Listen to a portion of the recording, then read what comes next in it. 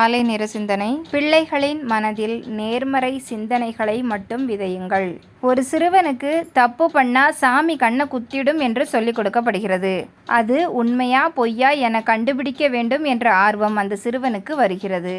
ஆனாலும் ஒருவேளை உண்மையாக இருந்து சாமி கண்ணை குத்திவிட்டால் என பயந்து அதை பரிசோதித்து பார்க்காமல் இருக்கிறான். பள்ளியில் அவனுடைய நண்பன் ஒருவன் ஆபீஸ் ரூமில் இருந்து பேனா திருடுகிறான். இதை இவன் கவனிக்கிறான். அவன் கண்ணை சாமி குத்துகிறதா என பார்க்கிறான். குத்தவில்லை.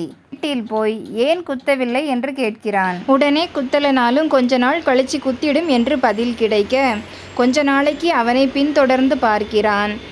அவனுக்கு ஒன்றுமே ஆகவில்லை. வீட்டில் சொல்லிக் கொடுக்கப்பட்டதின் மேல் நம்பிக்கை போய்விடுகிறது.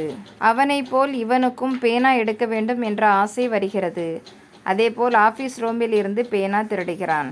இவனை வேறு ஒருவன் பார்த்து தப்பு பண்ணா சாமி கண்ணை குத்திடும் என்று சொல்கிறான். அதெல்லாம் சும்மாடா, அவனையும் ஒன்றும் பண்ணல, இப்போ என்னையும் ஒன்றும் பண்ணல, உனக்கு வேணும்னா நீயும் போய் எடுத்துக்கோ என்று சொல்ல அவனும் திருட ஆரம்பிக்கிறான். இது எதிர்மறை சிந்தனையின் விளைவு. அதே சிறுவனிடம் இதை நேர்மறையாக சொல்லியிருந்தால் என்ன நடந்திருக்கும் என்று பார்ப்போம். நல்லது பண்ணா நல்லது நடக்கும் என்று சொல்லி கொடுப்பதாக வைத்து கொள்ளலாம். அவன் சாலையில் பள்ளிக்கு போய் கொண்டு இருக்கிறான். வீட்டில் சொன்னதை செய்து பார்க்க வேண்டும் என்ற ஆசை வருகிறது. இதை செய்வதில் எந்த பயமும் இல்லை. சாலையின் நடுவே ஒரு கல் இருக்கிறது. எடுத்து ஓரமாய் போடுகிறான். பள்ளியில் பரீட்சை பேப்பர் கொடுக்கப்படுகிறது. வழக்கத்தை விட 7 மார்க் அதிகமாக வாங்கியிருக்கிறான். எப்படி உனக்கு 7 மார்க் அதிகமாக வந்துச்சு என்று நண்பன் கேட்கிறான். நான் எப்பவும் போலத்தான் எழுதினேன் என்கிறான்.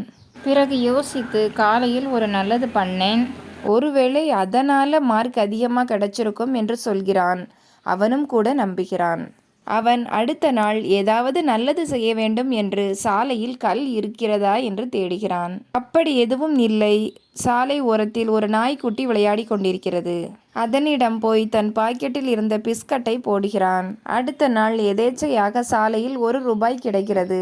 நாய்க்குட்டிக்கு பிஸ்கட் போட்டதால் தான் 1 ரூபாய் கிடைத்து இருக்கிறது என்று நம்புவதோடு அதை எல்லோருக்கும் சொல்ல எல்லோரும் அப்படி செய்து பார்க்க ஆரம்பிக்கிறார்கள். இதை எல்லோரிடமும் சொல்கிறான். தினமும் ஏதாவது நல்லது செய்தால் நல்லது நடக்கும் என்று உறுதியாக நம்புகிறார்கள். நல்லது செய்துவிட்ட பின் நடக்கின்ற சின்ன சின்ன நல்ல விஷயங்களை கூட நல்லது செய்ததால் நடந்த நன்மைகள் என்று கண்மூடித்தனமாக நம்புகிறார்கள்.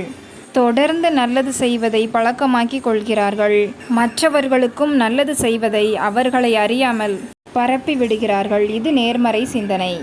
எதிர்மறை சிந்தனைகளை தான் நாம் பிள்ளைகளிடம் வளர்த்து கொண்டு இருக்கிறோம். குழந்தைகளிடம் நாம் பயன்படுத்துகின்ற ஒவ்வொரு வார்த்தையும் முக்கியமானது. நல்லா படிக்கலைன்னா அவனை மாதிரி கஷ்டப்படுவே என்று சொல்லாதீர்கள். நல்லா படித்தா இவனை மாதிரி சந்தோஷமாக இருக்கலாம் என்று சொல்லுங்கள். எனவே பிள்ளைகளின் மனதில் நேர்மறை சிந்தனைகளை விதையுங்கள். முகமலர்ச்சியோடும் நம்பிக்கையுடனும் எழுந்து புதிய நாளை துவங்க இறைவன் அருள் புரியட்டும்.